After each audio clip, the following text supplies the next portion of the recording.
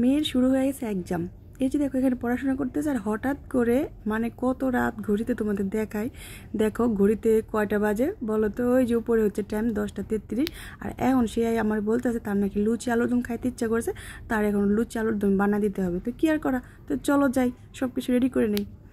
আসসালামু আলাইকুম, সবাই কেমন আছো? এই যে দেখো এখানে যে আলু একটু কাঁটা চামচ মানে কেচে দিয়ে বা একটু ভাপায় নিয়েছি হালকা। আর এদিকে যে দেখো পেঁয়াজ আর কাঁচামরিচ একটু পেস্ট করে নিলাম। তো চুলায় যে প্যানও বসায় দিছি। তো এই যে এখন তেল দিয়ে দিলাম, তারপরে যে এর মধ্যে একটুখানি তেজপাতা একটু গোটা মশলা দিয়ে দিলাম। তারপরে এই যে ব্লেন্ড করা পেস্ট আর কাঁচামরিচটা দিয়ে দিলাম। ভালো করে পেস্টটা ব্লেন্ডও হয় নাই, কারণ তাড়াহুড়া করে করছি, তো কোনো ব্যাপার না, কষাইলেই ঠিক হয়ে যাবো। তো এই যে এখন এর মধ্যে একটু আদা রসুন বাটা দিয়ে দিলাম পেঁয়াজের বাটার মধ্যে। তো দিয়ে এখন একটু ভালো করে এটার পেঁয়াজটাকে একটু কষায় নিলাম তেলে। তারপরে এর মধ্যে একটু হলুদ মরিচ ধনিয়ার গুঁড়া দিয়ে দিলাম।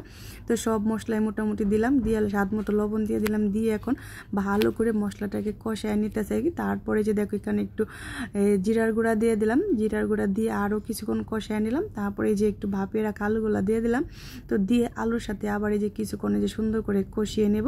তো কষিয়ে নেওয়ার পর তারপরে এর মধ্যে হালকা করে পানি দিয়ে দেব। পানি দিয়ে তারপরে এটাকে আর একটু সেদ্ধ হতে হবে, কারণ এটা তো শুধুমাত্র ভাপায় নিছি, এটা ফুল সিদ্ধ হতে সময় লাগবে। তো এই যে দেখো এখন পানি দিয়ে দিলাম, পানি দিয়ে এটাকে এখন ঢেকে কিছুক্ষণ রান্না করে নেব। সেই ফাঁকে চলো আমাকে আবার ময়দাটা তো মাখাইতে হবে লুচির জন্য। তো এই যেখানে কিছু কাঁচামরিচও দিয়ে দিলাম। তো এটাও হইতে থাক। এদিকে যে আমি দেখো ময়দা নিছি, ময়দার মধ্যে একটু লবণ নিয়ে নিলাম। তো লবণটা দিয়ে একটু ভালো করে যে মিশিয়ে নিলাম। তারপরে এখানে একটু ঘি দিয়ে দিতে আসি, চাইলে তোমরা তেলও দিতে পারো। তো ঘি ছিল হাতের কাছে, ঘি দিলে সুন্দর একটা ফ্লেভার আসে লুচির মধ্যে, খেতেও বেশ ভালো লাগে। তো হাত দিয়ে যে ভালো করে একটু ময়ান, মানে ময়ান বলে, অনেকে মাখানো বলে। তো মাখায় ঠান্ডা পানি দিয়ে যে সুন্দর করে এখন মাখাজি করে একটা ডো বানিয়ে নিব। আর এই যে দেখো ডো বানানো কমপ্লিট, এটা একটু ঢেকে রেখে দিলাম। এদিকে দেখি আলুর দমটাও মানে হয়ে আসতেছে। তো লাস্ট পর্যায়ে এখানে টমেটো কেচাপ দিয়ে নিল, টমেটো কেচাপ দিয়ে দিলাম আর একদম মাখা মাখা হয়ে গেছে। তো এখন আমি আবার কী করব, আলুগুলো একটু ভাঙা ভাঙা করে দেবো, মানে একটু হালকা একটু কোনা কাঞ্চিতে একটু একটু ছোটায় দেবো। আর একটু লবণ একটু কম হয়েছিল, আর একটু লবণও দিয়ে দিলাম। তো দিয়ে এই যে দেখো আলুগুলো একটু ভাঙা ভাঙা করে দিতেছি, তাইলে মানে খেতে ভালোই লাগে, দেখতো বেশ ভালোই লাগে। গোটা গোটা আলু এখানে দেখতেই পারতেছ। তো এই তো দেখো আলুর দমটা কিন্তু প্রায় হয়ে গেছে, আর বেশি শুকাবো না, তাহলে আবার লুচি দিয়ে খাওয়া যাবে না, বেশি শুকায় যাবো গা। তো এই যে দেখো আলুর দম একদম রেডি। তো এদিকে আমি এখন লুচি বানাবো, আর সব শেষে লাস্টে যে দেখো এখানে একটু ঘি দিয়ে দিলাম।